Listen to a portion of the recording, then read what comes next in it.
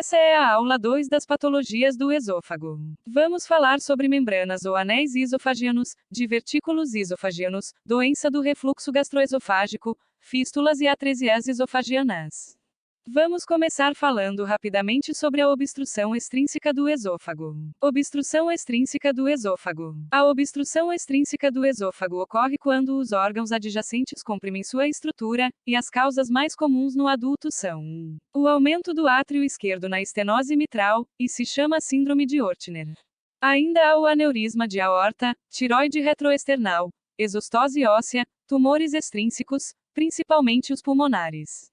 Nesse caso, o diagnóstico é geralmente radiológico, e o prognóstico e tratamento dependem da patologia de base. Outra causa de obstrução extrínseca do esôfago que deve sempre ser lembrada são as anomalias do arco aórtico. Anéis e membranas esofágicas. Durante o desenvolvimento embrionário, a luz do esôfago torna-se completamente obliterada, e a seguir se recanalizar para formar a víscera oca do adulto. A falha neste processo pode levar ou à atresia do esôfago ou à formação de uma membrana residual. Vamos estudar agora sobre as membranas. Sobre as atresias, estudaremos mais adiante. As membranas também são conhecidas como anéis esofágicos, são circunferenciais e podem ser visualizadas espacialmente como uma espécie de ímen do esôfago. Todos os tipos de membranas ou anéis causam disfagia seletiva para alimentos sólidos, mas quando há obstrução por grandes pedaços de alimento, também pode haver disfagia aguda para líquidos. Vamos fazer uma questão para memorizar. Dentre as causas de disfagia esofagiana, uma é intermitente e não progressiva. Letra A. Estenose péptica. Essa alternativa está errada, pois a estenose péptica, como veremos adiante no tópico de doença do refluxo gastroesofágico, manifesta com disfagia insidiosa, precedida, em anos, por sintomas como pirose, sem perda de peso significativa.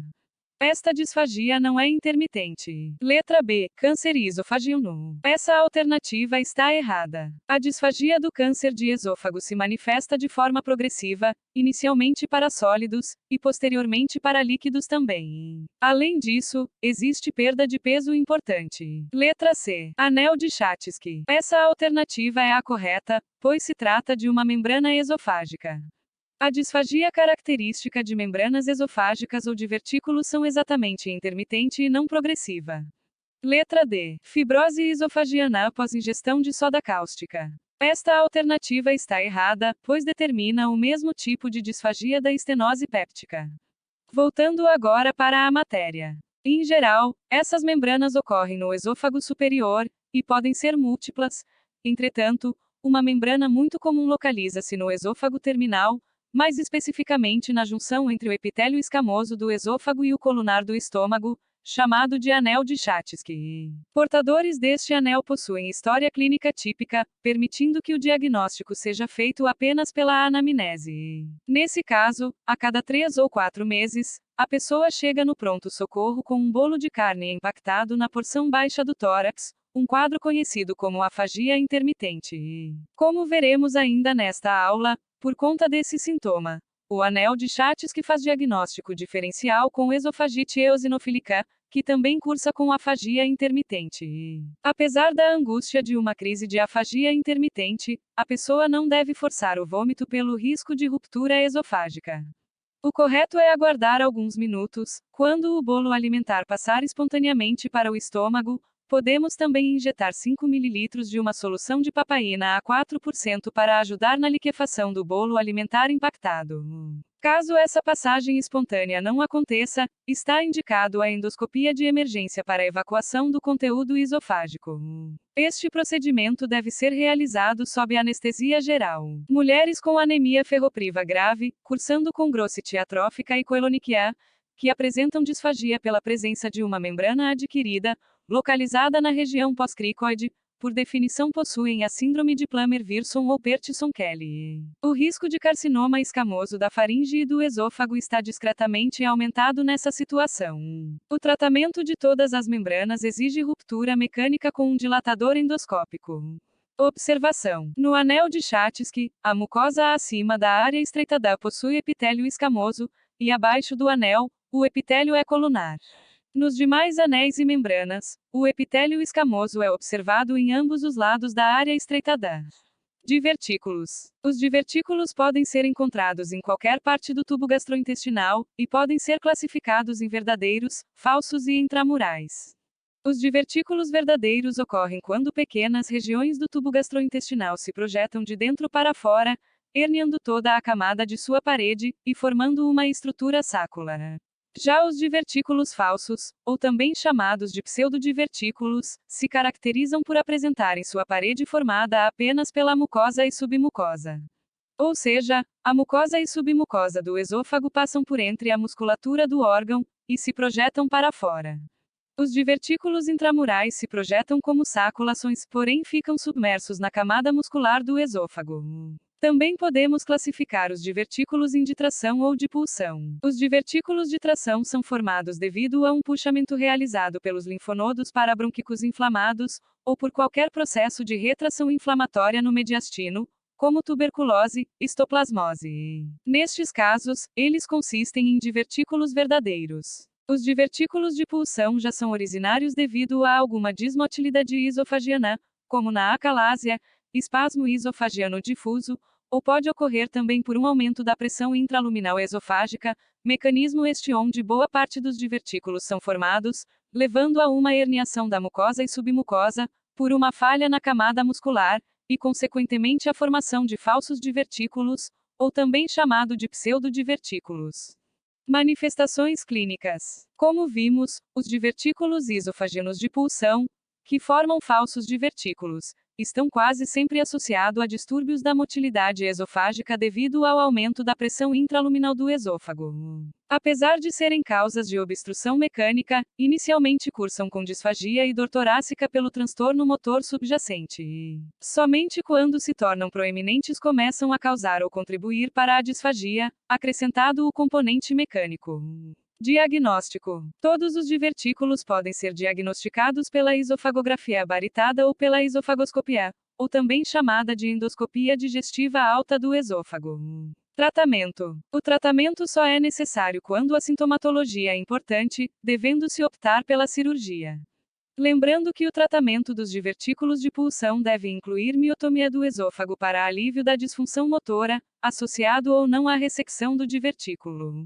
Vamos falar agora sobre os divertículos de forma separada. Divertículo de Zenker. O divertículo de Zenker é um falso divertículo, formado pela herniação da mucosa hipofaringeal através de uma área frágil da parede posterior da faringe distal, entre o músculo faríngeo inferior e o músculo cricofaríngeo, locais conhecido como triângulo de Killian. As pressões são altas durante a fase faríngea da deglutição, podendo ser resultante de um distúrbio motor do esfíncter esofagiano superior, como a perda de seu relaxamento durante a deglutição, que em outras palavras seria uma disfunção no músculo cricofaríngeo que compõe o esfíncter. Sendo assim, a combinação de altas pressões intraluminais com uma região muscular enfraquecida, resultaria na formação do divertículo de Zenker. Eles são comuns, adquiridos, especialmente em pacientes idosos na 7ª década de vida, sendo que em muitos casos não determinam sintomatologia, mas apenas um achado ao exame. Entretanto, quando sintomáticos, originam um quadro clássico de retenção de alimentos e saliva, determinando halitose, regurgitação ou aspiração pulmonar. Estes dois últimos geralmente quando o paciente se deita.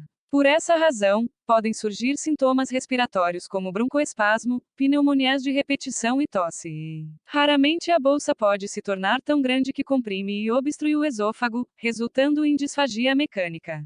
Quando isso acontece, a queixa de sensação de massa cervical, que se esvazia pressionando o pescoço com os dedos.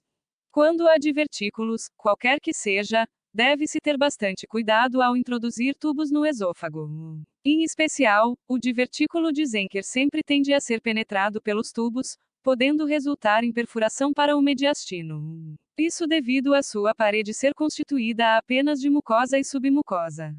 Quando há necessidade de tratamento, procede com uma esofagomiotomia cervical. Geralmente, apenas uma miotomia fazem os divertículos pequenos, menores de 2 cm, regredirem. Porém, Divertículos maiores precisam de diverticulectomia, ou seja, a retirada do divertículo. Em idosos fragilizados, se faz apenas a fixação do divertículo em um procedimento conhecido como diverticuloplexia.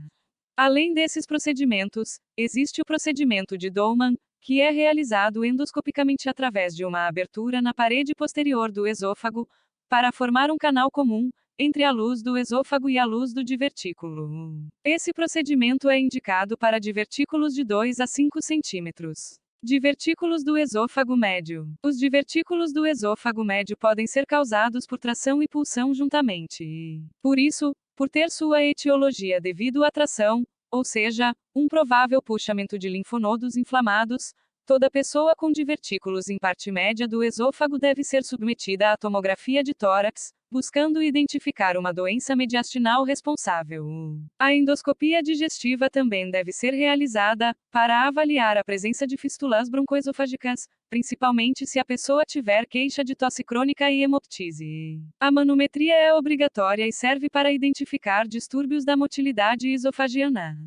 Divertículos do esôfago distal. Os divertículos do esôfago distal geralmente são próximos ao esfíncter esofagiano inferior, e podem ser chamados de epifrênicos. São falsos divertículos, causados por distúrbios da motilidade esofágica. Por essa razão, a manometria está sempre indicada. O tratamento deve ser voltado para o transtorno de base motora, sendo que divertículos maiores podem ser ressecados. Observação: se a esofagomanometria não revelar nenhum distúrbio motor em uma pessoa com divertículo epifrênico, devemos pensar na síndrome de Ehlers-Danlos. Vamos fazer uma questão para memorização. A respeito dos divertículos esofagianos, é correto afirmar: letra A, os divertículos epifrênicos são divertículos de tração, que aparecem no terço distal do esôfago. Esta alternativa está errada, pois os divertículos epifrênicos são divertículos de pulsão, ou seja, ocasionados por um distúrbio motor do esôfago, e não por puxamento como ocorre nos divertículos de tração.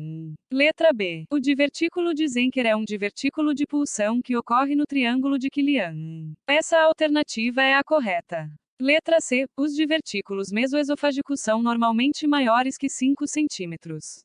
Essa alternativa está errada. Letra D. Os divertículos esofágicos, na maioria das vezes, são congênitos. Essa alternativa está errada, pois a maioria são adquiridos. Agora que terminamos de falar sobre as membranas, também caracterizadas como anéis, e dos divertículos esofagianos, vamos falar dos tumores esofagianos benignos. Os tumores benignos do esôfago são raros, representando menos que 1% de todas as neoplasias esofágicas.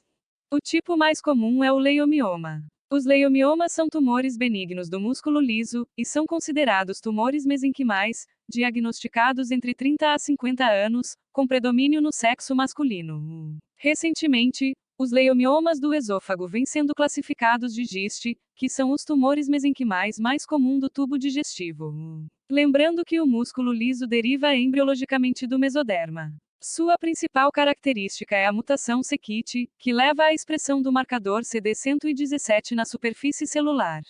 Diagnóstico: apenas os leiomiomas acima de 5 centímetros de diâmetro são capazes de causar sintomas, tais como sensação de pressão retroesternal ou disfagia mecânica.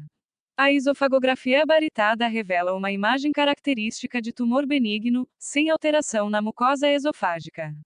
Quando temos uma imagem típica, o diagnóstico já pode ser considerado. A endoscopia mostra um aspecto de compressão extrínseca, porém com mucosa normal. Já a ultrassonografia endoscópica é um excelente exame para confirmação diagnóstica, revelando uma massa hipoecóica na camada muscular. A biópsia endoscópica deve ser evitada, pois a aderência do tumor ao sítio de biópsia na mucosa poderá dificultar sua remoção cirúrgica. No que tange o tratamento, os leiomiomas, apesar de serem neoplasias indolentes e benignas, apresentam crescimento progressivo, causando sintomas obstrutivos em algum momento. Por isso, recomenda-se que todos os leiomiomas sejam ressecados, exceto os muito pequenos menores de 2 centímetros, ou quando assintomático em pacientes de alto risco cirúrgico. O acesso operatório para a ressecção dos tumores nos terços superior e médio do esôfago é a toracotomia direita, porque a aorta atrapalha o acesso esquerdo, divucionando as fibras musculares longitudinais do órgão e retirando o tumor por inteiro. Já os tumores do terço inferior podem ser abordados por toracotomia esquerda, sendo necessário uma cirurgia anti-refluxo como a fundoplicatura. Como a maioria desses tumores são GIST, é provável que possamos tratá-los farmacologicamente com inibidores de tirosina quinase, o chamado mesilato de imatinib, o mesmo utilizado para tratamento da leucemia mieloide crônica, porém ainda o padrão ouro para o tratamento é a cirurgia. Agora vamos falar da doença do refluxo gastroesofágico. Doença do refluxo gastroesofágico. Toda pessoa possui um certo grau de refluxo gastroesofágico, principalmente durante as refeições, pois o esfíncter esofagiano inferior relaxa em resposta à deglutição. Quando o refluxo é casual, de curta duração, que geralmente ocorre durante as refeições, é dito refluxo fisiológico, e é assintomático.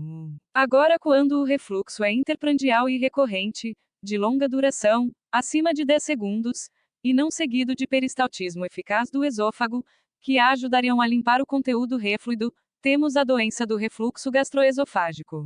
É sintomático, pode resultar em agressão à mucosa esofágica devido à acidez do material refluido do estômago. Inclusive, esse refluxo pode acometer órgãos adjacentes ao esôfago, causando sintomas atípicos.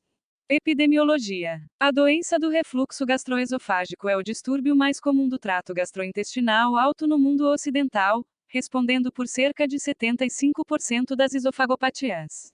Até 40% da população mundial pode ter doença do refluxo gastroesofágico. Pode aparecer em qualquer faixa etária, inclusive crianças, porém sua prevalência aumenta com a idade. Sem predileção pelos sexos. Os sintomas costumam ser mais intensos com a presença da obesidade e gestação, por aumentar a pressão intraabdominal, e este último por promover o relaxamento do esfíncter esofágico inferior pela progesterona. Patogênese. Existem 3 anormalidades básicas que podem originar o refluxo. O relaxamento do esfíncter esofágico inferior não relacionado à deglutição, a hipotonia do esfíncter, e a desestruturação anatômica da junção esofagogástrica como na hérnia de hiato.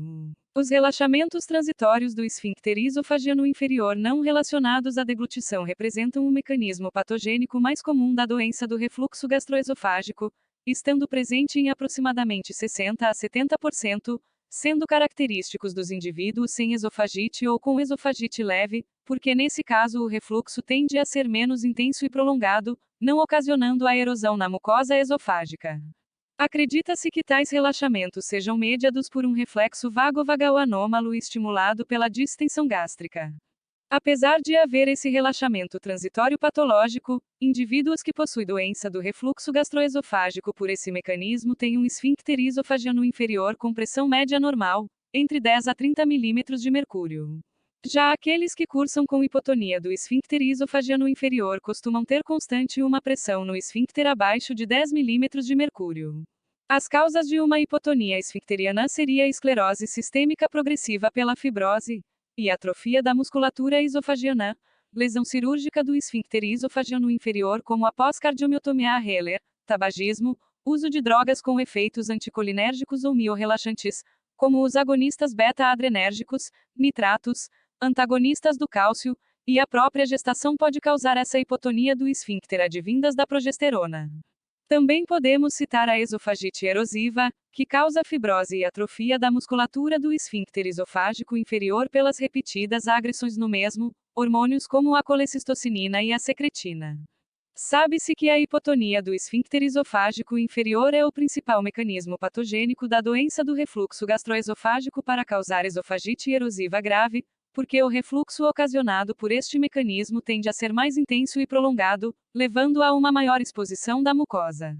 Agora, as hérnias de hiato favorecem o refluxo na medida em que o esfíncter esofágico inferior passa a não contar mais com a ajuda da musculatura diafragmática, por estar deslocado do hiato diafragmático. Portanto, a posição inapropriada do esfíncter esofágico inferior facilita a ocorrência do refluxo. Apesar disso, a hérnia de hiato nem sempre se acompanha de doença do refluxo gastroesofágico, por isso seu encontro não deve levantar suspeita dessa doença. Da mesma forma, o oposto é verdadeiro, nem todos que possuem doença do refluxo possuem hérnia de hiato também. O fato é que portadores de hérnia de hiato faz doença do refluxo gastroesofágico mais grave, como ter maior risco de esofagite de refluxo e consequentemente esôfago de Barré. Mecanismo de defesa contra o refluxo ácido.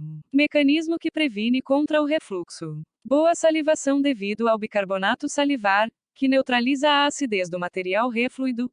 Boa motilidade esofágica, que devolve o material refluido para o estômago. Bom funcionamento do esfíncter esofágico inferior, estando no mesmo nível do hiato esofágico. Boa motilidade gástrica, pois a gastroparesia pode ser um fator de risco. Em contrapartida, pessoas que possuem algum distúrbio da saliva, como na síndrome de Sjögren e uso de medicamentos anticolinérgicos, que interferem na produção glandular, têm maior risco de desenvolvimento da doença do refluxo, assim como também tem maior risco os problemas na motilidade esofágica, como nos distúrbios motores primários, a saber, a acalásia. Além disso, alterações anatômicas entre a junção esôfago-gástrica e o hiato esofágico, como nas hérnias de hiato, contribuem para o surgimento, e a gastroparesia tende a desenvolver a doença do refluxo.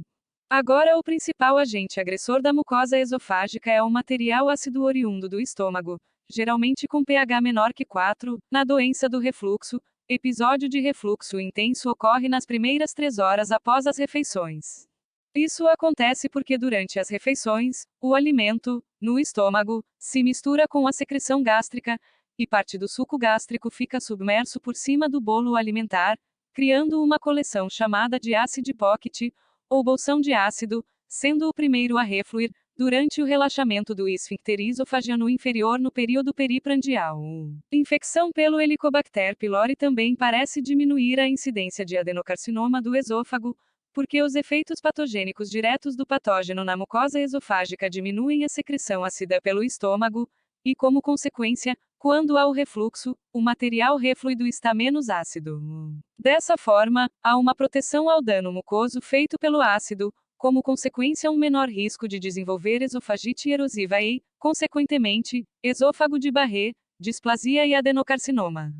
Manifestações clínicas. A pirose, que significa queimação retroesternal, geralmente ocorre nas primeiras 3 horas após as refeições, e ao se deitar.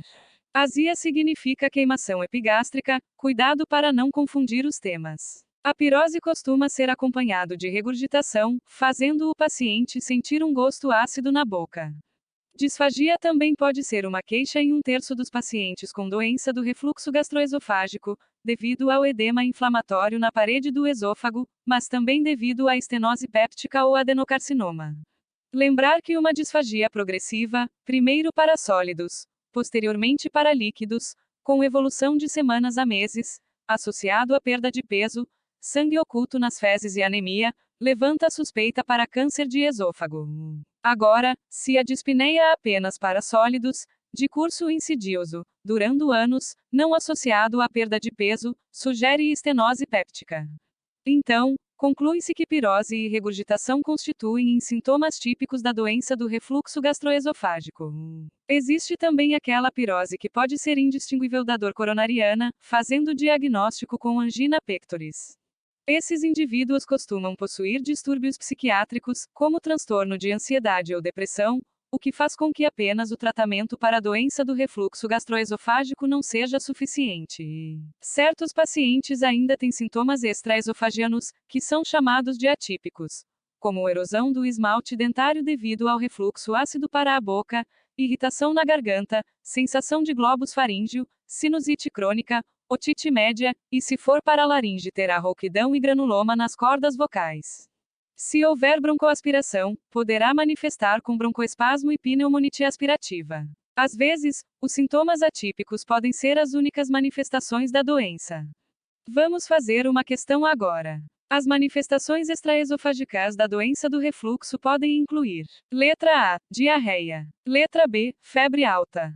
Letra C, vômitos em jato.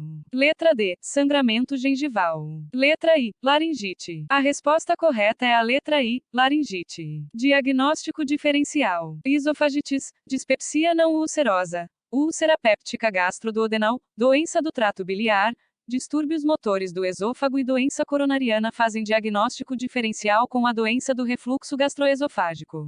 Diagnóstico. Na maior parte das vezes, o diagnóstico da doença pode ser feito apenas pela anamnese, que seria uma queixa de pirose, pelo menos uma vez na semana, por no mínimo 4 semanas. Nesse caso, o ideal é iniciar com inibidores da secreção ácida do estômago, como inibidores de bomba de prótons por 1 a 2 semanas. Se houver redução dos sintomas em mais de 50%, confirma o diagnóstico. A endoscopia digestiva alta tem como principal função identificar complicações da doença do refluxo gastroesofágico, como esofagites, observado em torno de 30 a 40% das pessoas com essa doença. Além disso, pode identificar também a estenose péptica, esôfago de Barré e adenocarcinoma. Nessa perspectiva, quando devemos solicitar endoscopia digestiva alta? Quando existem sinais de alarme associados, como disfagia, emagrecimento, odinofagia, sangue oculto nas fezes e anemia. Também podemos solicitar quando os sintomas são refratários à prova terapêutica, como a não redução dos sintomas ou pouca redução com o uso de inibidores da secreção ácida, história prolongada de pirose mais de 5 a 10 anos, devido ao maior risco de formação de esôfago de Barré. E também se idade acima de 50 anos. Se houver sintomas intensos, história de câncer do trato gastrointestinal na família pode considerar a solicitação da endoscopia digestiva alta também. Dizemos que um paciente tem esofagite de refluxo quando ele desenvolve alterações inflamatórias na mucosa esofagiana, visíveis pela endoscopia, porém nem sempre essas alterações de esofagite têm correspondência com os sintomas. Pacientes sintomáticos podem apresentar endoscopia normal, mesmo possuindo uma esofagite grave. Por isso, a endoscopia digestiva alta não é obrigatório para o diagnóstico de doença do refluxo gastroesofágico em si, mas sim de suas complicações. Além disso, mesmo uma endoscopia digestiva alta normal não descarta a existência de um refluxo patológico.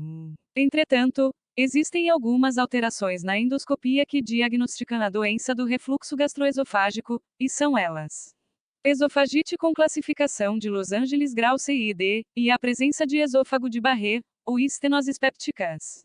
Vamos fazer uma questão para o melhor entendimento sobre o assunto. Qual das alternativas abaixo está correta? Letra A: sintomas de disfagia, odinofagia, perda de peso e sangramento digestivo alto são manifestações comuns na doença do refluxo gastroesofágico. Essa questão está incorreta, pois a presença desses sintomas indicam complicações da doença do refluxo, portanto não são comuns.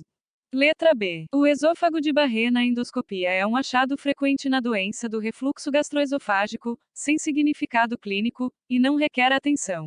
Essa alternativa está errada. Esôfago de Barré não é um achado frequente na doença do refluxo. Apenas 10% das pessoas que possuem a doença do refluxo gastroesofágico desenvolverão esôfago de Barré, e destas, 1 a cada 200 evoluíram para adenocarcinoma.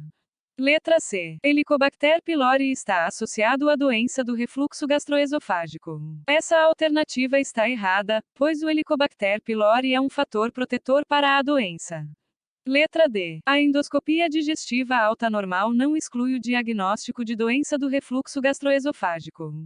Essa alternativa é a correta. Outra questão. Leia as assertivas abaixo a respeito da doença do refluxo gastroesofágico. 1. Em pacientes jovens que apresentam sintomas típicos, os exames complementares não são necessários inicialmente. Esse tópico é verdadeiro. Nesse caso pode-se fazer o diagnóstico com a anamnese e prova terapêutica. 2. A presença de hérnia hiatal está associada ao esôfago de Barré e à esofagites mais severa. Esse tópico está correto. A presença de hérnia de hiato, caso haja associação com doença do refluxo gastroesofágico, torna o refluxo mais severo, e consequentemente mais severos serão suas complicações. 3. Na presença de sintomas típicos, uma endoscopia digestiva alta com ausência de esofagites torna improvável o diagnóstico da doença. Esse tópico está errado. Uma endoscopia normal não descarta a presença de doença do refluxo gastroesofágico. Das alternativas, a correta é a letra C, que apresenta que apenas a 1 e a 2 estão corretas. Agora, voltando ao assunto. A esofagite de importância clínica é aquela que possui erosões, que são soluções de continuidade limitadas à mucosa, com pelo menos 3 milímetros de diâmetro. Vamos estudar a classificação delas agora. Classificação da esofagite. A esofagite erosiva advindas da doença do refluxo gastroesofágico é um importante fator de risco para o adenocarcinoma de esôfago.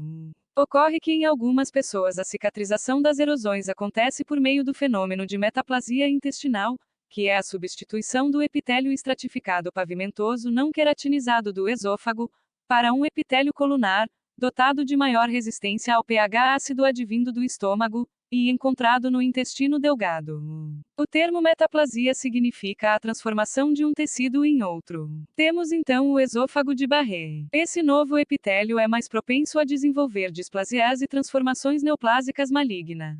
Devido a esse processo de transformação, a pandemia de obesidade, que é o principal fator de risco para desenvolvimento da doença do refluxo, e consequentemente suas complicações, aumenta o risco também adenocarcinoma de esôfago. Felizmente, o risco geral de câncer de esôfago secundário à doença do refluxo gastroesofágico é baixo.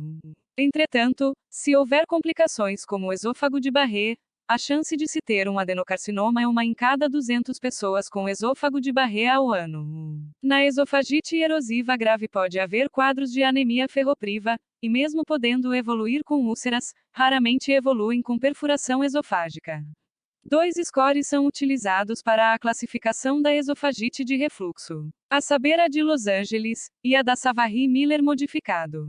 O score de Los Angeles classifica as erosões em grupo A até D. A esofagite de refluxo grau A tem erosões menores que 5 mm de extensão. A grau B possui erosões maiores de 5 mm de extensão, mas sem acometer o topo das pregas mucosas. A grau C tem erosões que acometem o topo das pregas mucosas, mas não são circunferenciais, atingindo menos de 75% da circunferência do esôfago. Já a grau D, são erosões que acometem mais de 3/4 da circunferência esofágica. Vamos fazer uma questão. De acordo com a classificação de Los Angeles, paciente que apresenta ao exame endoscópico uma solução de continuidade maior que 5 mm, confinada à prega mucosa e não contígua, tem qual diagnóstico? Letra A. Esofagite erosiva Los Angeles A. Letra B. Gastrite erosiva. Letra C. Gastrite enantematosa de antro. Letra D. Esofagite erosiva Los Angeles B. A alternativa correta é a letra D. Esofagite erosiva de Los Angeles B. Na vigência de esofagite erosiva, devem ser coletados biópsias da mucosa esofágica para descartar esôfago de Barré, displasias e neoplasias. O resultado da biópsia, quando se trata apenas de erosão da mucosa, costuma revelar hiperplasia da camada basal do epitélio estratificado, associado à papilomatose, que são proeminência das papilas da lâmina própria, e aumento do espaço intercelular no epitélio estratificado, mostrando que o ácido refluido penetra por entre as camadas de células escamosas. Outro exame importante é a pH-metria de 24 horas. Constituindo-se no exame padrão ouro para o diagnóstico da doença do refluxo gastroesofágico, sendo a especificidade e sensibilidade desse exame acima de 90%. Porém, não é feito de rotina, visto que na maioria das pessoas o diagnóstico é feito com o teste terapêutico com inibidores da secreção ácida. Mas quando devemos solicitar a pH-metria de 24 horas? Quando houver refratariedade ao tratamento clínico, avaliação de sintomas atípicos como tosse, rouquidão, dor torácica, entre outros. Para a documentação da real existência da doença do refluxo gastroesofágico antes de uma cirurgia anti-refluxo, assim como reavaliação de pessoas ainda sintomáticas após a cirurgia anti-refluxo.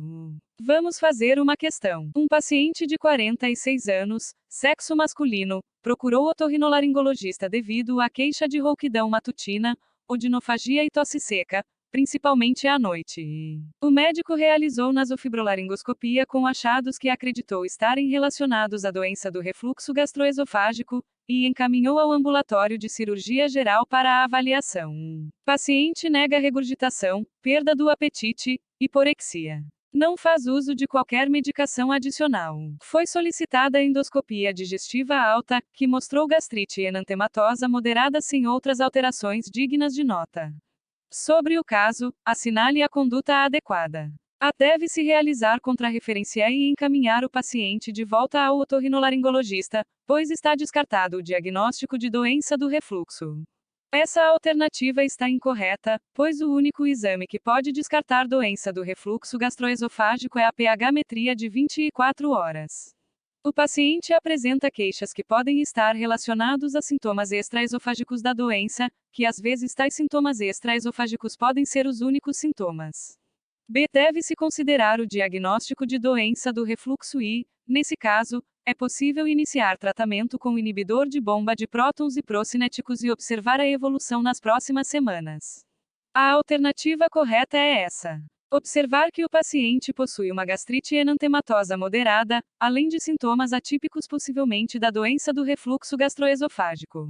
Esses sintomas já indicam a realização de pH-metria de 24 horas e posteriormente cirurgia do refluxo gastroesofágico, porém não resolveria a gastrite enantematosa moderada.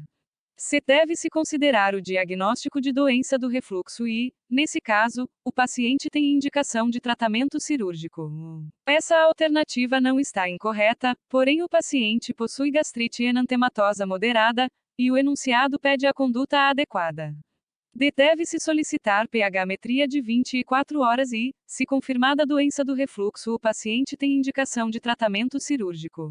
Essa afirmativa estaria correta se levássemos em conta apenas a doença do refluxo gastroesofágico.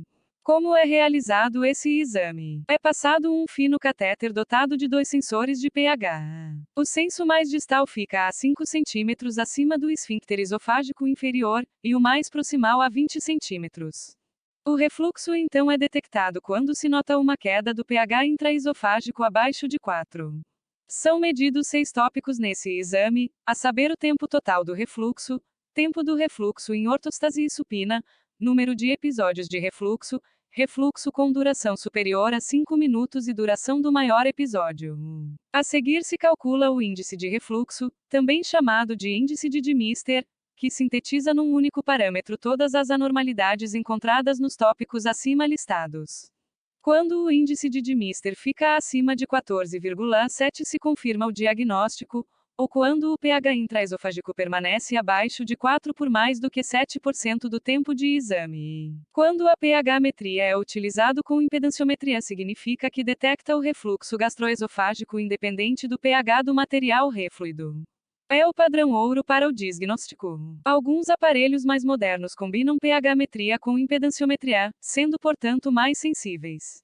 A maior indicação de associar a impedanciometria é nos pacientes refratários ao tratamento com inibidores da acidez gástrica. Em tais casos, pode-se demonstrar que os sintomas estão sendo ocasionados por refluxo não ácido, principalmente quando há refluxo de bile e suco pancreático. Caso não haja nem refluxo não ácido, geralmente se trata de distúrbio funcional, equivalente à síndrome do intestino irritável, o que não pode ser resolvido com aumento da dose de medicamentos, tampouco por uma cirurgia anti-refluxo.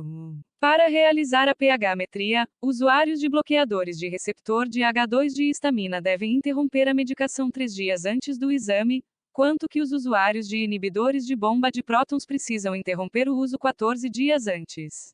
Porém, não precisa suspender se o motivo do exame for a refratariedade dos sintomas. O registro das curvas de pH é feita por uma unidade externa portátil, tal qual um eletrocardiograma Holter. A isofagomanometria não serve para diagnosticar a doença do refluxo gastroesofágico, já que não confirma a ocorrência do refluxo em si, mas tem um importante papel de ajudar a selecionar a fundoplicatura que será realizado no tratamento que veremos mais adiante. A isofagomanometria utiliza um catéter especial capaz de medir a pressão em diversos pontos ao longo do órgão. Com ela se quantifica o número e intensidade das ondas peristálticas. As indicações de isofagomanometria são para localizar o esfíncter esofagiano inferior de modo a permitir o correto posicionamento do catéter de pH-metria. Também está indicado para antes da cirurgia anti-refluxo, com o objetivo de avaliar a competência motora do esôfago e determinar o tipo de fundoplicatura a ser realizada, e também quando se suspeita de algum distúrbio motor associado com a doença do refluxo. Como vimos, problemas na motilidade esofágica favorecem o surgimento do refluxo patológico. Indicam-se fundoplicaturas parciais na vigência de fatores de risco para a acalásia pós-operatória, como ter menos de 60% das ondas peristálticas atingindo a porção distal do esôfago, e quando a pressão das ondas peristálticas é inferior a 30 mm por mercúrio. Na esofagografia baritada, o paciente deglute contraste baritado e são obtidos imagens radiológicas, que revelam a anatomia do esôfago. O principal papel da esofagografia é na caracterização das hérnias de hiato, e se suspeita de estenose péptica, que aparece como um afunilamento progressivo, porém a estenose péptica, em sua maioria, é diagnosticada apenas pela endoscopia digestiva alta. Vamos fazer uma questão associada à doença do refluxo gastroesofágico e à hérnia de hiato. Homem, 46 anos, procedente do norte de Minas Gerais, refere dificuldade para engolir, progressiva de forma lenta há 2 anos. Antecedentes pessoais e familiares, sem particularidades. Exame físico está normal. Endoscopia digestiva alta evidenciando esofagite de refluxo grau A de Los Angeles. Exame radiológico contrastado de esôfago e estômago duodeno evidenciando hernia de deslizamento com refluxo grau 2. A conduta é: letra A. Orientação alimentar e medicamentosa, e retorno em 1 ano. Esta alternativa está incorreta. Veremos mais adiante que o tratamento de doença do refluxo gastroesofágeo associado à hernia de hiato é cirúrgico, tanto que é uma das indicações para a cirurgia. Dado que a hernia de hiato torna a doença do refluxo mais intenso, com maior propensão de desenvolver complicações. Letra B. Uso contínuo de procinéticos e antibioticoterapia para Helicobacter pylori. Esta questão está errada. Esofagite de refluxo e hernia de hiato não está relacionado à bactéria Helicobacter pylori. Letra C. Tratamento cirúrgico com a realização de fundoplicatura laparoscópica. Esta alternativa, segundo o gabarito da questão, está incorreta. Porém, está correta, mas não é a mais correta. Veremos adiante que para a realização de cirurgia anti-refluxo é necessário comprovação com exame de pH-metria, sendo portanto a mais correta a letra D. Letra D. Avaliação manométrica do esôfago. Esta questão está correta. Complicações. A primeira complicação que vamos falar é a estenose péptica do esôfago, que ocorre em 5% dos portadores de esofagite erosiva, devido a uma cicatrização intensamente fibrótica. A disfagia por obstrução mecânica, predominando para sólidos, é a característica clínica mais marcante, geralmente aparecendo de forma insidiosa, precedida em anos por sintomas como pirose. Os portadores de estenose péptica perdem pouco ou nenhum peso, pois o apetite se encontra preservado, e esses pacientes mudam por conta própria a consistência da dieta, e não reduzem a ingesta calórica. É importante observar que abaixo da estenose geralmente existe epitélio de Barré. O tratamento é feito com dilatação endoscópica por balão, sendo que estenoses que se refazem rapidamente após a dilatação pode receber injeção endoscópica de glicocorticoide como a triancinolona, o que aumenta a durabilidade do procedimento.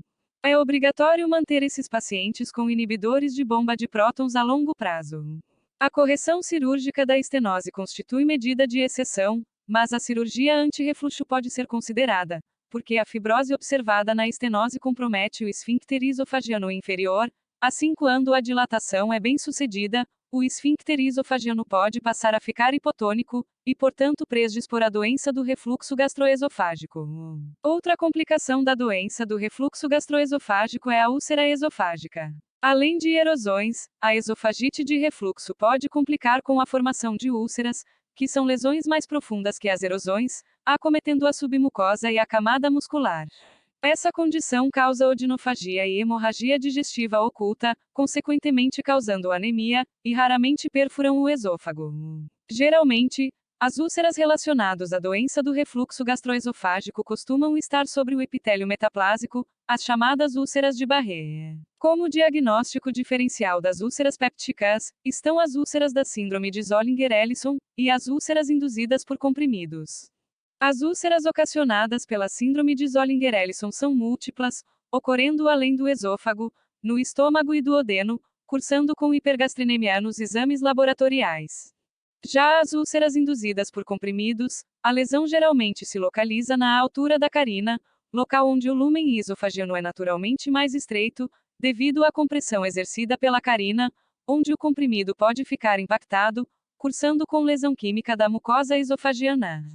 Vamos falar agora da asma relacionada à doença do refluxo gastroesofágico. O refluxo pode ser a única causa de broncoespasmo, ou exacerbar uma asma previamente existente. Lembrando que pessoas com asma costumam usar agonistas beta-adrenérgicos, que relaxam o esfíncter esofagiano inferior. Como suspeitar de asma relacionado à doença do refluxo gastroesofágico? Quando a asma é de difícil controle, quando as crises asmáticas predominam no período pós-prandial, ou quando há coexistência de sintomas típicos de doença do refluxo gastroesofágico como pirose, regurgitação e disfagia. O tratamento pode ser a manutenção de inibidores de bomba de prótons indefinidamente em menos dose eficaz, ou realização da cirurgia anti-refluxo. Porém, a cirurgia é a mais indicada, porque mesmo que o medicamento iniba a acidez gástrica melhorando o refluxo, a microaspiração do material refluído ainda ocorre, podendo causar broncoespasmo, além de que para serem eficazes, os inibidores de bomba de prótons precisam ser empregados em doses elevadas. Porém, seja qual for a modalidade empregada, os critérios de resposta clínica são: melhora de pelo menos 20% do volume expiratório final no primeiro segundo, ou redução na dose de corticoide inalatório superior a 20%. Agora vamos falar do esôfago de Barré. Vimos que quando o refluxo gastroesofágico é acompanhado por esofagite erosiva, a cicatrização das áreas lesadas pode se dar pela substituição do epitélio escamoso normal por um epitélio colunar de padrão intestinal, altamente resistente ao pH ácido, caracterizando a metaplasia intestinal. Trata-se do famoso epitélio metaplásico ou esôfago de Barré. Ele é encontrado em 10 a 15% dos pacientes submetidos à endoscopia digestiva alta, devido a sintomas de refluxo. Em termos epidemiológicos, o esôfago de Barré predomina em homens brancos, sua prevalência aumenta com a idade, podendo estar presente cerca de 20 anos antes de ser reconhecido. A dificuldade no diagnóstico é justificado pela ausência de queixas específicas, visto que o epitélio colunar da metaplasia pode diminuir os sintomas do refluxo. Os fatores de risco para o desenvolvimento do esôfago de Barré são: homem, obeso, acima de 50 anos, tabagista, caucasiano, com doença do refluxo há mais de 5 anos. Agora, os fatores de proteção contra a formação de epitélio de Barré são: o uso de vinho tinto, anti-inflamatórios não esteroidais, infecção crônica por Helicobacter pylori, e a raça negra. O diagnóstico é suspeitado pela visualização, na endoscopia, de manchas de coloração vermelho-salmão, com projeção maior que 1 cm no esôfago distal. Caso as projeções sejam menores que 1 cm, ainda não é considerado esôfago de Barré. A confirmação é feita pela biópsia, pelo encontro de células caliciformes, melhor identificadas pelo corante Alcian Blue, que as torna azuis claras. Como já falamos, o epitélio de Barré representa uma lesão precursora do adenocarcinoma de esôfago. Porém, esse risco não é suficientemente grande para indicar uma abordagem intervencionista, como a ablação endoscópica ou a esofagectomia, pois 90% dos pacientes com epitélio de Barré não evoluíram com câncer. Porém, para procurar o esôfago de Barré em pacientes que possuem a doença do refluxo gastroesofágico, pode-se fazer endoscopia em paciente com doença do refluxo gastroesofágico com mais de 5 anos de evolução, ou a presença de pelo menos 2 fatores de risco como ser homem, obeso, tabagista, com mais de 50 anos. A intervenção terapêutica só está indicado se houver displasia de alto grau na biópsia. Todo paciente com esôfago de Barré deve ser acompanhado com endoscopias seriadas, sendo que juntamente o exame histopatológico sempre deve ser realizado à procura de displasia ou neoplasia. Para se fazer um diagnóstico de displasia, o ideal é que 2 patologistas confirmem, porque esofagites podem interferir, pela difícil diferenciação entre inflamação e esôfago de Barré. Na ausência de displasia, a endoscopia deve ser repetida em 1 ano, e se caso novamente vier com ausência de displasia, o exame deverá ser repetido a cada 3 a 5 anos, tem literaturas que falam de 2 a 3 anos. Entretanto, se houver displasia de baixo grau, a endoscopia digestiva alta deve ser realizado em 6 a 12 meses, passando para a realização anual se displasia de baixo grau, ou pode ter a opção de realizar uma terapia endoscópica com ablação. O encontro de uma displasia de alto grau significa carcinoma in situ, cuja tratamento de escolha é a esofagectomia distal ou terapia endoscópica com ablação. Vamos fazer uma questão. Em relação ao refluxo gastroesofágico e suas complicações, é incorreto afirmar que: letra A. O diagnóstico da doença do refluxo gastroesofágico pode ser realizado apenas com os sintomas clínicos. Essa alternativa está correta, como já vimos, mas o enunciado quer a questão incorreta. Letra B. O uso de inibidores de bomba de prótons nos pacientes com esôfago de Barré é desnecessário e ineficaz em longo prazo. Essa questão é a incorreta. O uso de inibidores de bomba de prótons é eficaz para o tratamento de esôfago de Barré, e por se tratar de complicação, pode utilizar a dose dobrada, e caso opte por tal tratamento ao invés de cirurgia anti-refluxo, pode ser eficaz por inibição à acidez gástrica, que é o principal mecanismo da formação do esôfago de Barré. As demais alternativas estão corretas. Letra C. A esofagite eosinofílica e a doença arterial coronariana fazem parte do diagnóstico diferencial da doença do refluxo gastroesofágico. Letra D. O inibidor de bomba de próton na dose padrão, por 8 semanas cicatriza a esofagite em 86% das pessoas com esofagite erosiva. Letra I. A asma e a tosse crônica são complicações da doença do refluxo gastroesofágico. Vamos fazer mais uma questão. Paciente do sexo masculino de 48 anos, sem comorbidades e com IMC de 26 kg por ml², é portador de doença do refluxo gastroesofágico há 20 anos.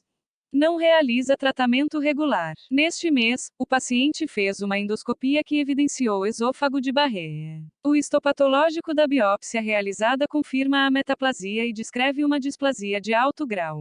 O exame histopatológico foi assinado por 2 patologistas. A conduta mais adequada é: letra A. Indicar esofagectomia. Letra B. Indicar uma fundoplicatura a nissen. Letra C. Iniciar omeprazol em doses altas e repetir exame em 6 meses. Letra D. Iniciar omeprazol em altas doses e repetir exame em 3 meses. A alternativa correta é a letra A. Esofagectomia, pois se trata de uma displasia de alto grau, que já pode ser considerado um carcinoma in situ. Saímos das complicações da doença do refluxo gastroesofágico, e agora vamos falar sobre essa doença em crianças. Na criança, a doença do refluxo gastroesofágico predomina no lactente, desaparecendo até 2 anos de idade em aproximadamente 60% das crianças ou até 4 anos na maioria delas. Isso é devido à imaturidade do esfíncter esofágico inferior e permanência em posição recumbente. O refluxo gastroesofágico fisiológico tem maior probabilidade de se manifestar clinicamente em crianças, que são as famosas golfadas dos bebês, chamando a atenção nos primeiros meses de vida. Esse tipo de refluxo não requer tratamento, tendendo a melhorar de forma espontânea na medida em que a criança envelhece. Agora, quando temos um refluxo intenso, incômodo e associado a complicações tais como déficit ponderal, estatural, irritabilidade, pneumonia de repetição, temos então a doença do refluxo gastroesofágico infantil. Nesse caso, o diagnóstico costuma ser confirmado do mesmo modo que no paciente adulto, na maioria das vezes apenas pela história clínica e resposta positiva à prova terapêutica. Nos casos duvidosos, pode-se pedir a pH-metria de 24 horas, porém os pontos de cortes para a definição da doença na população pediátrica são bastante controversos, enquanto que a endoscopia digestiva alta tem pouca especificidade. No que tange ao tratamento, são necessárias as medidas não farmacológicas como aumentar as frequências das mamadas, diminuindo o volume em cada mamada individual, manter a criança em posição ereta após a alimentação, e engrossar a fórmula da amamentação para dificultar o refluxo. Nos casos persistentes, o medicamento de escolha na faixa pediátrica são os bloqueadores do receptor de H2 de histamina. Os inibidores de bomba de prótons são controversos. Observar que complicações como o esôfago de Barré podem ocorrer, principalmente em crianças maiores ou adolescentes. Ainda, deve-se excluir leite de vaca, soja e ovo da alimentação da criança ou da mãe se aleitamento materno, por um período, para verificar se há alergia alimentar à proteína desses alimentos, pois muitas vezes a alergia alimentar na infância se manifesta apenas com refluxo, sem indícios de enterocolite associada. Vamos fazer uma questão para ajudar na memorização. Menino, 2 meses, primeiro filho, trazido pela mãe, que refere criança com irritabilidade e regurgitando várias vezes ao dia, sendo algumas vezes em grande quantidade. Relata também piora do quadro no final da tarde, pois a criança chora e se espreme, com melhora espontânea. Criança em aleitamento materno exclusivo e bom desenvolvimento. Antecedentes: parto vaginal, a termo, peso ao nascer de 3.200 gramas, Apgar 8 no primeiro minuto e 10 no quinto minuto, peso atual de 4.600 gramas, sendo 30 gramas por dia de ganho ponderal. O diagnóstico e conduta são: letra A. Regurgitação do lactente, elevação do decúbito. Essa alternativa é a correta, pois o bebê tem 2 meses e possui sintomas de regurgitação do leite sem perda ponderal, sem complicações de doença do refluxo, tratando, portanto, de um refluxo fisiológico. Letra B. Esofagite, procinéticos. Essa alternativa está incorreta. Letra C. Doença do refluxo gastroesofágico, procinético. Essa alternativa está errada. O lactente não apresenta perda ponderal, nem complicações para caracterizar a regurgitação em doença do refluxo gastroesofágico. Letra D. Estenose hipertrófica do piloro, ultrassonografia de abdômen. Essa é uma condição patológica, que estudaremos no tópico de estômago, que causa vômitos, desidratação, entre outros sintomas, o que não é o caso do lactente do enunciado. Tratamento: a maioria dos pacientes com doença do refluxo gastroesofágica apresentam a forma branda da doença, sem as complicações, evoluindo com melhora dos sintomas após início de medidas gerais anti-refluxo e drogas antiácidas. Entretanto, cerca de 80% apresentam recidiva do quadro após a suspensão da terapia. Nesse caso, a cirurgia anti-refluxo é reservada para os casos refratários ao tratamento ou com complicações.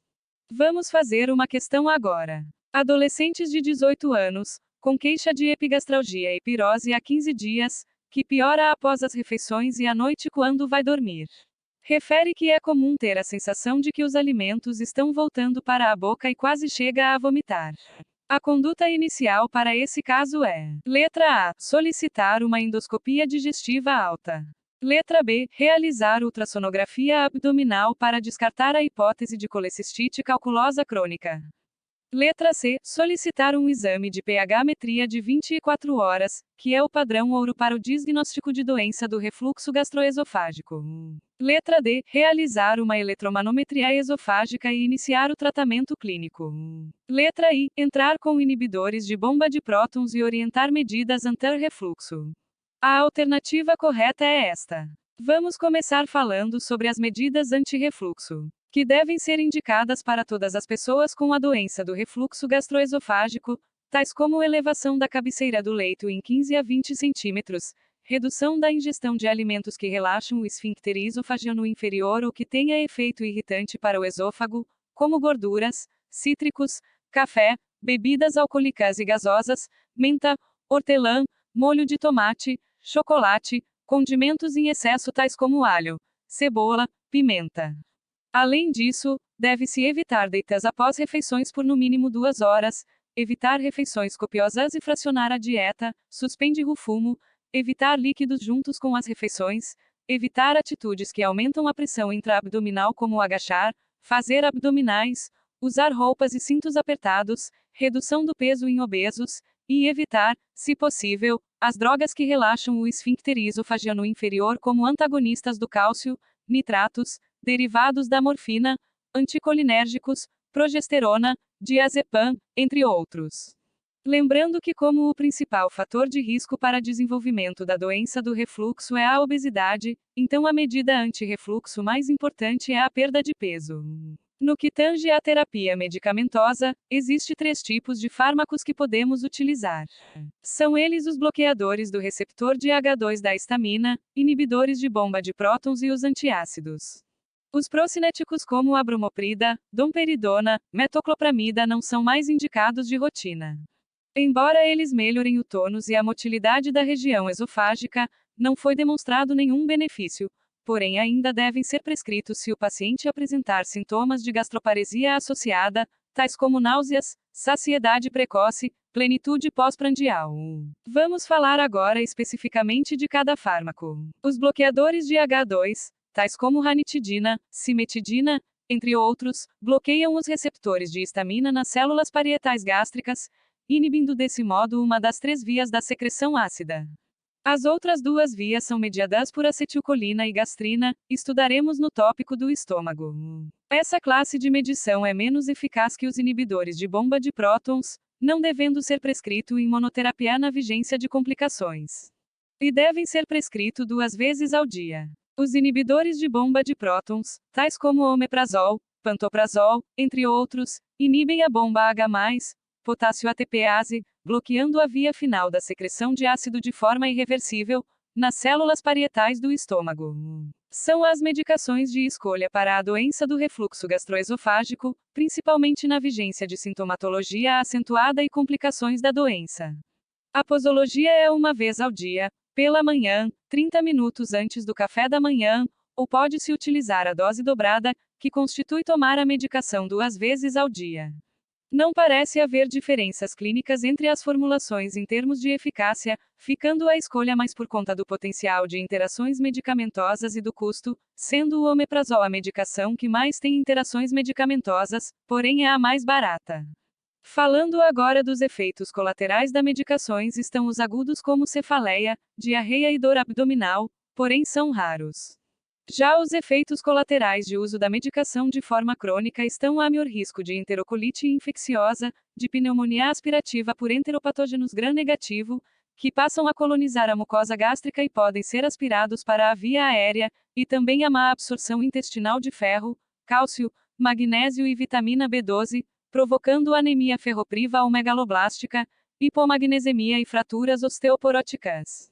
Também podem induzir a formação de pólipos gástricos fúngicos devido a essa classe de medicação diminuir a acidez gástrica, havendo portanto uma maior secreção de gastrina por mecanismo de feedback, e a hipergastrinemia exerce efeito trófico sobre as glândulas fúngicas, podendo formar pólipos. Vamos fazer uma questão sobre o assunto para melhor entendimento. Homem de 67 anos faz tratamento no ambulatório de clínica médica há 5 anos. Durante este tempo, teve diagnósticos de hipertensão arterial sistêmica, diabetes mellitus do tipo 2, doença do refluxo gastroesofágico, obesidade e insuficiência renal crônica estágio 2. Está assintomático, negando precordialgias, diarreia, pirose e cansaço. Há mais de 1 ano tem se esmerado em fazer dieta prescrita, e usa regularmente enalapril, atenolol, omeprazol, metformina e amlodipina. Nos seus últimos exames, observa-se hipomagnesemia que, neste caso, pode ser atribuída ao uso de letra A, atenolol, letra B, enalapril, letra C, omeprazol, letra D, metformina. A resposta correta é a letra C, omeprazol, como mencionado acima. Outra questão: qual dos medicamentos abaixo está associado à deficiência da vitamina B12? Letra A, amitriptilina. Letra B, atorvastatina. Letra C, omeprazol. Letra D, glicazida. Letra I, sulfasalazina. A alternativa correta é a letra C, omeprazol. Voltando à matéria. Os antiácidos como o hidróxido de alumínio, hidróxido de magnésio, neutralizam diretamente a acidez do suco gástrico, sem interferir na secreção ácida. Sendo assim, são úteis apenas para o tratamento agudo dos sintomas. Além disso, seu efeito também é de curta duração, não mais que 2 horas. A fórmula contendo magnésio deve ser evitado em pessoas com insuficiência renal crônica pelo risco de causar hipermagnesemia. Essa classe de medicação é utilizado em gestante, visto que não tem absorção sistêmica. O alginato também pode ser útil no tratamento da doença do refluxo gastroesofágico. Ele tem a propriedade de formar uma película isolante sobre o acid pocket, impedindo seu contato com o esôfago. Quando combinado com bicarbonato, torna-se útil no controle na pirose pós-prandial. Agora, falando sobre a cirurgia anti-refluxo. O tratamento cirúrgico, seja qualquer que seja a técnica empregada, visa restabelecer a competência do esfíncter esofagiano inferior, circundando a extremidade distal do esôfago com o fundo gástrico. A esse procedimento dar-se o nome de fundoplicatura. Atualmente, a fundoplicatura é preferencialmente realizada por meio da cirurgia videolaparoscópica, com baixa incidência de complicações e rápido retorno às atividades laborativas, sendo a taxa de sucesso próximo aos 85%. Como já foi dito, as indicações na doença do refluxo gastroesofágico seria a refratariedade ao tratamento clínico, hérnia de hiato associado, porque nesse caso a doença é mais acentuada. Também está entre as indicações de cirurgia a presença de sintomas extraesofágicos, tais como tosse, pneumonias de repetição, rouquidão, e demais sintomas já mencionados na aula, e também por opção da pessoa. Vamos fazer uma questão agora. A doença do refluxo gastroesofágico é comum, e o tratamento de eleição é medicamentoso, acompanhado de medidas comportamentais. Todavia, em algumas situações, o tratamento cirúrgico está indicado. Das alternativas abaixo, qual a que consiste em indicação cirúrgica absoluta? A. Alívio dos sintomas com inibidores de bomba de prótons. B. Pneumonia aspirativa de repetição. C. Esofagomanometria alterada. D. Dor torácica. A resposta correta é a letra B. Pneumonia aspirativa de repetição. Alguns autores recomendam a cirurgia anti-refluxo até mesmo para sintomas leves em pessoas jovens. Lembrando que antes da cirurgia é mandatório realizar exames complementares como pH-metria evidenciando doença do refluxo gastroesofágico. Ainda se realiza a endoscopia digestiva alta para excluir complicações como esôfago de Barré e adenocarcinoma. Realiza-se também esofagomanimetria para indicar o tipo de fundoplicatura a ser realizada, se total ou parcial. Também é importante lembrar que portadores de obesidade mórbida devem ser prioritariamente submetidos a uma cirurgia bariátrica antes do procedimento anti-refluxo. Vamos falar agora sobre a fundoplicatura de Nissen, ou também chamada de fundoplicatura completa a 360 graus.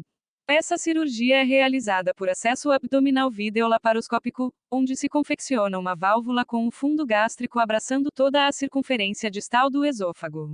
É o procedimento de escolha e de maior efetividade. Agora as fundoplicaturas parciais, de 180 a 270 graus, são indicadas na vigência de dismotilidade esofágica, evidenciada na manometria, quando o resultado revela menos de 60% das ondas peristálticas completas, e pressão das ondas peristálticas inferior a 30 mm de mercúrio. Isso acontece, porque, caso haja essas alterações, e se realize uma fundoplicatura completa, haverá maior probabilidade de formar uma acalásia iatrogênica, deixando o esfíncter esofagiano inferior hipertônico. As fundoplicaturas parciais podem ser pelas técnicas de Dor, onde se fixa o fundo gástrico anteriormente no esôfago, ou técnica de Toupet, que seria fixado posteriormente. Vamos fazer uma questão para ajudar na memorização. A correção cirúrgica do refluxo gastroesofágico através da operação de Toupet consiste na realização de uma fundoplicatura do tipo: letra A, parcial posterior. Letra B, parcial anterior. Letra C, total posterior. Letra D, total anterior. A letra correta é a letra A, se trata de uma fundoplicatura parcial posterior. Vamos agora então resumir o tratamento. As medidas gerais anti-refluxo devem sempre ser indicadas para todas as pessoas. Quando os sintomas são leves e intermitentes, ou seja, acontecendo em uma frequência menor que uma vez por semana, podemos optar pelo tratamento sobre demanda, onde os medicamentos serão usados apenas se houver necessidade. Podemos usar os antiácidos, como o hidróxido de alumínio ou de magnésio, ou também os bloqueadores de H2. Os antiácidos agem quase que de imediato, porém têm sua duração não mais que 2 horas. Já os bloqueadores de H2 começam a agir em cerca de 30 minutos, porém com efeito prolongado de 8 horas. Agora, quando os sintomas são mais graves e frequentes, o medicamento de escolha é o inibidor de bomba de próton, uma vez ao dia, por no máximo 12 semanas. Caso passado um mês e o paciente apresentem ainda sintomas, pode-se dobrar a dose, passando para 2 vezes ao dia. Caso não haja melhora mesmo com a dose dobrada do medicamento, a pessoa deve ser submetida a exames complementares. Lembrando que se houver complicações da doença do refluxo gastroesofágico, a dose da medicação já deve ser iniciada com posologia dobrada, ou seja, 2 vezes ao dia. Ao término do tratamento de 12 semanas, deve-se suspender a medicação, porém cerca de 80% dos pacientes evoluem com recidivas dos sintomas. Nesse caso, pode-se optar por reintroduzir o inibidor de bomba de próton e deixá-lo na dose padrão indefinidamente, usando o medicamento de forma intermitente, ou apenas utilizando sob demanda, ou seja, quando vier os sintomas. Só lembrando que se o paciente tiver complicações da doença do refluxo gastroesofágico, não deve ser tentado a retirada da medicação, devendo o tratamento ser mantido indefinidamente com a menor dose efetiva possível, ou até ser realizado a cirurgia anti-refluxo, pois se trata de uma das indicações. Outra observação é que refratariedade dos sintomas após tratamento clínico também é uma indicação de cirurgia anti-refluxo. Quando ao Helicobacter pylori, apesar de diminuir a acidez gástrica devido à pangastrite, se houver a presença dessa bactéria no estômago, mesmo na vigência de doença do refluxo gastroesofágico, deve-se tratá-la, respeitando suas indicações formais, independentemente da presença ou não da doença do refluxo gastroesofágico. Antes de terminar esse tema, vamos falar sobre os motivos e conduta frente à refratariedade dos sintomas ao uso de inibidores de bomba de prótons. As principais explicações para um portador de doença do refluxo gastroesofágico não responder a essa classe de medicação são devido a distúrbios funcionais associados, má aderência terapêutica, resistência verdadeira à medicação, presença de refluxo não ácido e escape ácido noturno. O primeiro passo, nesse caso, é revisar a adesão terapêutica tanto em relação à medicação, quanto às medidas gerais anti-refluxo. Porém, lembrando que na persistência dos sintomas está indicado realizar a pH-metria de 24 horas, de preferência com impedanciometria, que detecta refluxo não ácido. O resultado pode ser o seguinte: ausência de qualquer refluxo. Nesse caso, o diagnóstico mais sugestivo é o distúrbio funcional do esôfago, devendo ser prescrito moduladores de dor visceral como antidepressivos tricíclicos em baixas doses. Outra possibilidade de resposta é a presença de um refluxo não ácido, como já estudamos. Nesse caso, devemos lançar mão de baclofeno, um agente de aumenta o tônus do esfíncter esofágico inferior, ou cirurgia anti-refluxo. Se presença de escape ácido noturno, pode-se associar bloqueadores de H2 antes de dormir. Se houver persistência do refluxo ácido, isso significa que o paciente pode ser resistente aos inibidores de bomba de prótons, sendo a cirurgia anti-refluxo indicada. Vamos fazer uma questão para o melhor entendimento sobre o assunto. Qual das alternativas abaixo está correta? Letra A: sintomas de disfagia, odinofagia, perda de peso e sangramento digestivo alto são manifestações comuns na doença do refluxo gastroesofágico. Essa questão está incorreta, pois são a presença desses sintomas indicam complicações da doença do refluxo, portanto são comuns. Letra B. O esôfago de Barré na endoscopia é um achado frequente na doença do refluxo gastroesofágico, sem significado clínico, e não requer atenção. Essa alternativa está errada. Esôfago de Barré não é um achado frequente na doença do refluxo. Apenas 10% das pessoas que possuem a doença do refluxo gastroesofágico desenvolveram esôfago de Barré, e destas, 1 a cada 200 evoluíram para adenocarcinoma. Letra C. Helicobacter pylori está associado à doença do refluxo gastroesofágico. Essa alternativa está errada, pois o Helicobacter pylori é um fator protetor para a doença. Letra D. A endoscopia digestiva alta normal não exclui o diagnóstico de doença do refluxo gastroesofágico. Essa alternativa é a correta. Agora vamos falar de hérnia de hiato. O diafragma é formado por músculos e tendões, por onde passam 3 estruturas importantes como a veia cava, a aorta e o esôfago. É uma estrutura curva, convexa. O conjunto de músculos que compõe o diafragma são chamados de pilares. O pilar direito abraça o esôfago, porém não estão aderidos ao esôfago, levando a uma estabilidade da região e ajudando no processo anti-refluxo. São responsáveis pela fixação do esôfago no hiato esofágico, esta realizada pela membrana freno-esofágica. Há um processo de degeneração dessa membrana no mecanismo fisiopatológico da hérnia tipo 1, que veremos posteriormente. A hérnia de hiato é a herniação de conteúdos da cavidade abdominal para o tórax através do hiato esofágica, sendo a mais comum é o estômago. Em outras palavras, é definida como uma protusão do estômago, ou parte dele, para uma região acima do diafragma. Existem 4 tipos reconhecidos de hérnias de hiato, tais como hérnia por deslizamento, hérnia paraesofágica, hérnia mista, hérnias gigantes. A hérnia por deslizamento também pode ser chamado de tipo 1. Nessa hérnia, tanto a junção esofagogástrica quanto o fundo gástrico são jogados para dentro do tórax, através do diafragma, que pode ser causado por enfraquecimento dos ligamentos que unem a junção gastroesofágica com o diafragma, pela contração longitudinal do esôfago, e pelo aumento da pressão abdominal, e enfraquecimento da membrana freno-esofágica. Ela é a mais comum, corresponde em torno de 95% das hérnias hiatais, e pode ser encontrada em 15% da população geral.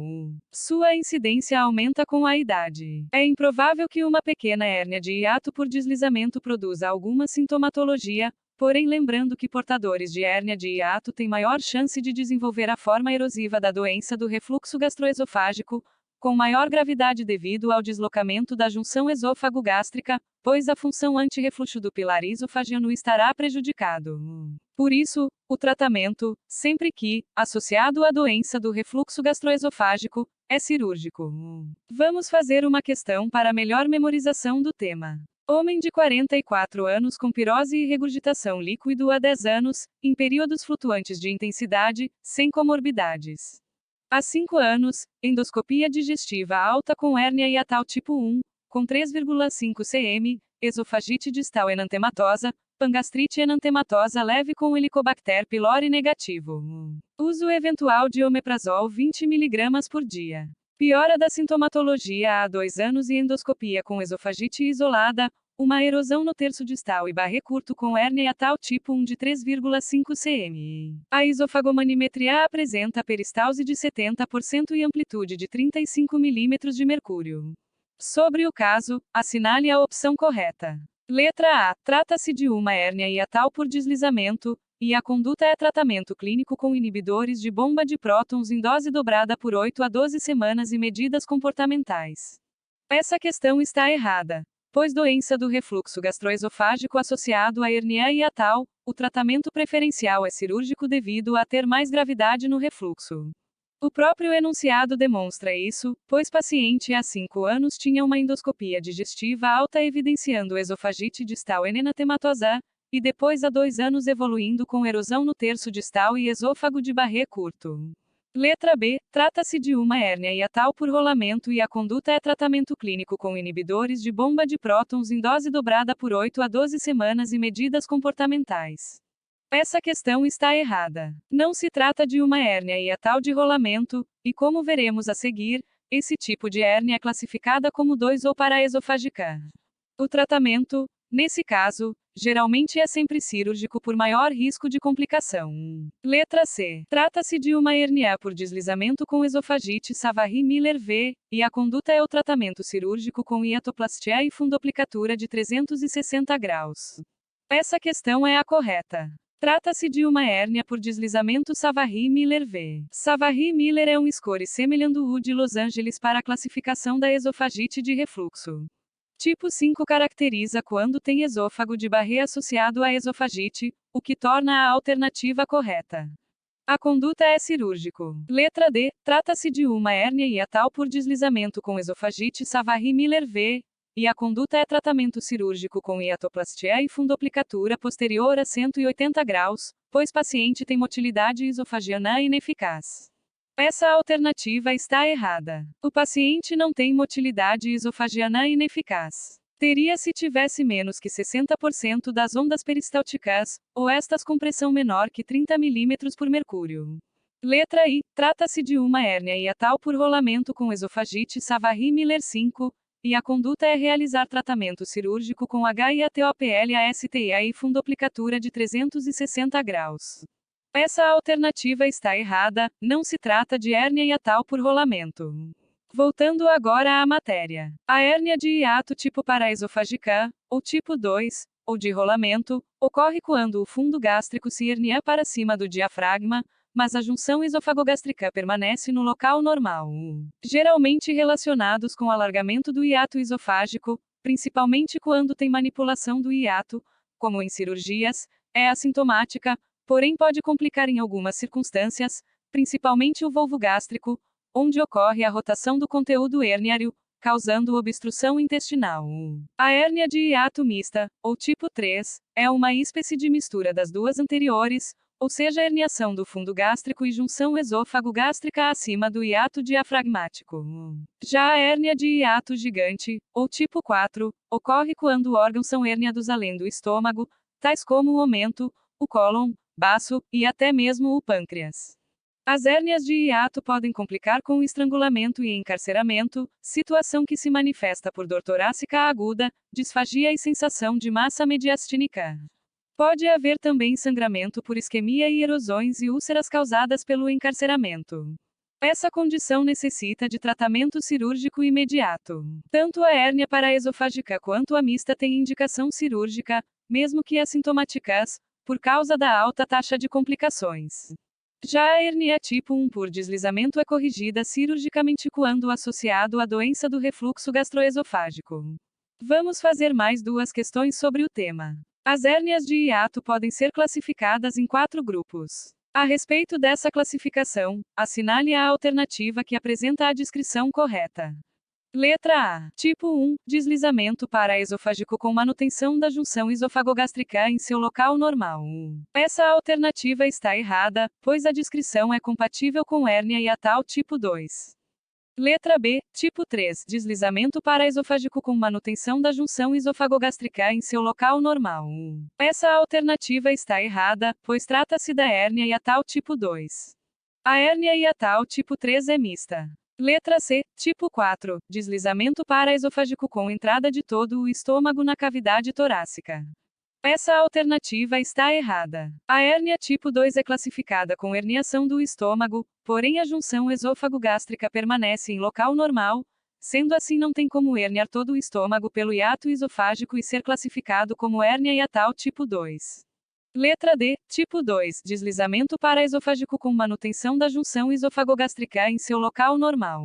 Essa alternativa é a correta. Trata-se da hérnia paraesofágica. Letra I, tipo 2. Deslizamento paraesofágico com entrada de todo o estômago na cavidade torácica. Essa alternativa está errada. A hérnia tipo 2 é classificada com herniação do estômago, porém a junção esôfago-gástrica em local normal, sendo assim não tem como herniar todo o estômago e ser classificado como hérnia hiatal tipo 2.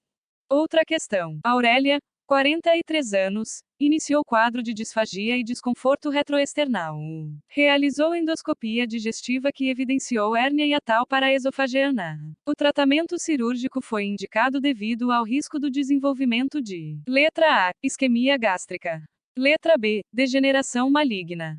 Letra C, hemorragia digestiva alta. Letra D, perfuração. A alternativa correta é a letra A, isquemia gástrica. Isso pode acontecer devido ao maior risco que hérnia hiatal paraesofágica e mista tem de encarceramento seguido de estrangulamento do material herniado, que nesse caso é o estômago. Vamos falar agora da síndrome de Mallory-Weiss. Essa síndrome é definida como a laceração do esôfago distal e do estômago proximal em resposta a vômitos vigorosos.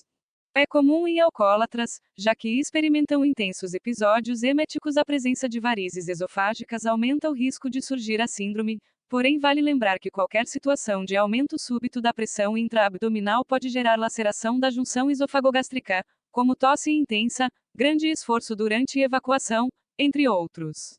O sintoma mais importante é o sangramento gastrointestinal alto, cujo tratamento é a hemostasia endoscópica. Em alguns casos graves, pode ocorrer perfuração ou ruptura esofágica, o que origina mediastinite e derrame pleural. Observação: a ruptura espontânea do esôfago é denominada síndrome de Boerhaave. Vamos fazer uma questão. Homem, 20 anos, com quadro de melena e hematêmese com 6 horas de evolução.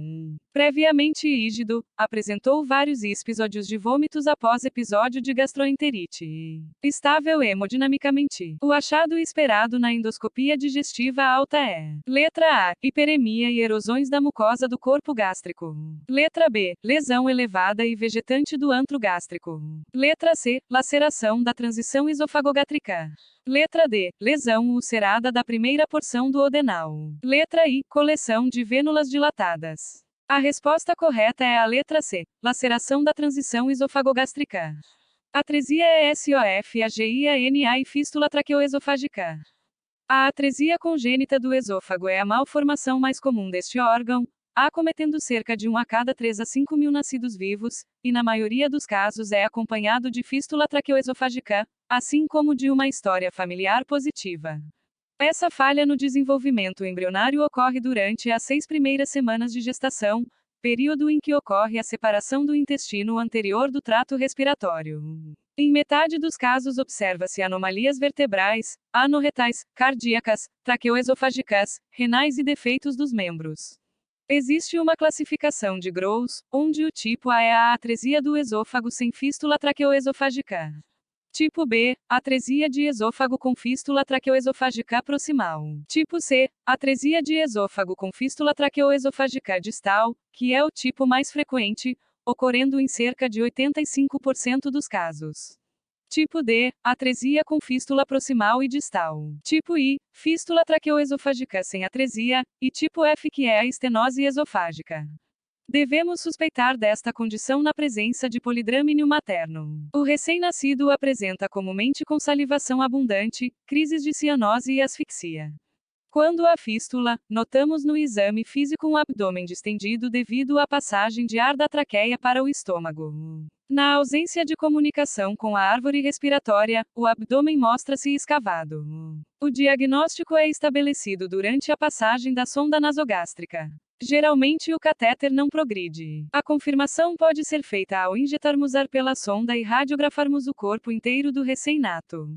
A atresia de esôfago não é uma emergência cirúrgica, e alguns grupos de neonatos podem ter um pré-operatório adequado antes da intervenção. As crianças com peso acima de 2.500 gramas podem ser operadas de imediato, exceto se pneumonia é presente. Deve-se aplicar antibioticoterapia com penicilina cristalina e amicacina. Na atresia com fístula realiza-se a esofagoplastia com esofagorrafia. Vamos fazer uma questão para melhor memorização do conteúdo. Recém-nascido, portador de atresia do esôfago, realizou uma radiografia que engloba tórax e abdômen com injeção de contraste radiopaco por sonda nasoesofágica, apresenta terço superior do esôfago atrésico dilatado e ausência de ar no abdômen. Com relação a esse achado, pode-se concluir que se trata de atresia de esôfago. Letra A, com fístula broncoesofágica distal. Letra B, com fístula traqueoesofágica distal. Letra C, com fístula traqueoesofágica proximal. Letra D, com fístula traqueoesofágica proximal e distal. Letra I, sem fístula. A alternativa correta é a letra I. Trata-se de uma atresia esofagiana sem fístula devido à ausência de ar no abdômen. Vamos falar agora das infecções do esôfago. Podem acometer pessoas saudáveis e imunodeprimidos, sendo mais comum em imunodeprimido. Porém, se houve investigação de imunossupressão e não encontrou nada, as infecções esofágicas podem acontecer em pessoas saudáveis. As principais são causadas por Candida albicans, que é a mais comum, depois vem por herpes vírus e citomegalovírus, sendo essas últimas mais comuns em imunossuprimidos. A Candida albicans é um fungo que normalmente habita a flora oral. Porém, existem condições que favorecem a proliferação desse fungo, como uso a longo prazo de antibióticos, altas concentrações de glicose na saliva, como no caso de diabetes devido ao comprometimento da imunidade, doenças que promovem imunodepressão, e estase esofágica, como na acalásia. Pode ser causada também por Candida glabatã, principalmente se diabéticos. Pacientes podem ser assintomáticos ou se queixar de odinofagia e disfagia, dor retroesternal. Não necessariamente estará presente amoniliase oral. O diagnóstico é feito por endoscopia digestiva alta com biópsia. A endoscopia revela placas brancas amareladas, e a cultura do material biopsiado confirma. O tratamento é com antifúngico como fluconazol, caspofungina, anfotericina B, entre outros. A preferência é feito por fluconazol por 2 a 3 semanas. Se Candida glabatã ou não albicans, evitar fluconazol pela resistência natural desses fungos a este medicamento. Já o herpes vírus do esôfago é mais comum em pessoas com baixa imunidade, tais como HIV ou outras imunodepressões, sendo o vírus tipo 1 mais comum. Geralmente cursa com odinofagia intensa, sendo prevalente em imunocomprometidos. Pode existir sintomas como febre, vesículas labiais, que podem sinalizar para o diagnóstico. O diagnóstico é feito por endoscopia digestiva alta e biópsia. A endoscopia revela vesículas e pequenas ulcerações circulares no esôfago. O tratamento deve ser feito com aciclovir por 14 dias a 21 dias. Outra opção seria o valaciclovir, porém é muito oneroso. O citomegalovírus pode causar esofagite com úlcera em pacientes imunodeprimidos, caracterizando como uma úlcera profunda e isolada, podendo simular até mesmo neoplasia de esôfago. Cursa com odinofagia, disfagia, dor retroesternal, colite, manifestações de sintomas gastrointestinais mais evidentes justamente por acometer outras partes do trato gastrointestinal. O diagnóstico é feito com endoscopia digestiva alta e biópsia. O tratamento deve ser feito com ganciclovir venoso por 14 a 21 dias. A profilaxia pode ser necessária devido ao grande número de recidivas. Toda úlcera no esôfago deve sempre ser biopsiada na borda, onde se obtém maior positividade para o diagnóstico de herpes. No centro da úlcera, onde se obtém maior positividade do citomegalovírus. Então, resumindo, como suspeitar? Pessoa com disfagia, odinofagia e dor retroesternal, associado a fator de risco, como a imunossupressão. Esofagite eosinofílica. A esofagite eosinofílica, também conhecido como esofagite alérgica, é uma doença crônica imunomediada, relativamente nova, sendo descrita na década de 90, relacionadas à atopia. É uma doença crônica, predomina em regiões de climas frios, em causa xanose no sexo masculino. Tem riscos hereditários muito intensos. Sua gênese é mediada pela resposta inflamatória TH2, onde os indivíduos irão sendo expostos a antígenos de alimentos, desencadeando uma resposta imunológica com predominância do TH2, por isso parece envolver alergia a alimentos, mas não obrigatoriamente. A depender da faixa etária há predomínio de sintomas, como em crianças, que cursa com náuseas e vômitos, déficit de crescimento, porém ao longo do tempo, à medida que a criança vai se tornando adulto, começa a desenvolver sintomas de impactação alimentar, sendo o principal sintomas em homens de meia idade, mas também pode desenvolver refluxo gastroesofágico, dor retroesternal, por vezes disfagia, entre outros. O mecanismo fisiopatogênico seria a estenose por fibrose do esôfago devido aos processos repetidos de inflamação. A endoscopia digestiva alta revela a presença de anéis mucosos, dando aspecto de traqueia ao esôfago, pápula brancas correspondendo a microabscessos eosinofílicos, e erosões lineares, porém em 30% dos casos a endoscopia é normal. A biópsia do esôfago revela eosinófilos na mucosas maior que 15 por campo, porém precisa excluir a gastroenterocolite eosinofílica, por isso precisa biopsiar o estômago e o duodeno proximal. Além disso, parasitose também pode aumentar eosinófilos no esôfago. A esofagite eosinofílica pode fazer diagnóstico diferencial com a candidíase esofágica devido às pápulas brancas, e ter distúrbios motores do esôfago, por isso que também precisa pedir manometria esofágica. Estão presentes complicações como estenoses, perfurações principalmente no momento da endoscopia pela intensa inflamação da mucosa, impactação alimentar, desnutrição. O tratamento dessas pessoas é feito com dieta, medicamentos e dilatações endoscópicas e presença de estenoses. No que tange à dieta, com restrição dietética do leite, ovos, nozes, trigo, soja e frutos do mar, posteriormente reintroduzindo os alimentos aos poucos, verificando a melhora e piora da esofagite. No que tange às medicações, se utiliza corticoides inalatórios como budesonida e fluticasona, misturando com mel, e depois deglutir. Além disso, se usa os inibidores de bomba de prótons, podendo bloquear certas citocinas da inflamação. Caso haja complicações como estenoses, pode lançar mão das dilatações endoscópicas. Deve-se avaliar o paciente a cada 2 a 3 meses com endoscopia. Atualmente, devido às variadas endoscopias que a pessoa portadora de esofagite eosinofílica precisa fazer no início do tratamento, está em estudo cápsulas, que quando engolidas, abre-se em forma de esponja no esôfago. Essa esponja então é retirada por um fio guia pela via oral, trazendo consigo a amostra de células do esôfago. Porém, tal processo ainda está em estudo. Vamos fazer uma questão. Paciente, adulto, 25 anos, atópico, com história recorrente de disfagia para sólidos e um episódio de impactação alimentar. Endoscopia digestiva mostrou pápulas brancas, múltiplos anéis concêntricos e a biópsia deve confirmar o diagnóstico de: letra A, esofagite eosinofílica. Letra B, candidíase esofagiana. Letra C, estenose péptica. Letra D, esofagite herpética. A alternativa correta é a letra A, esofagite eosinofílica.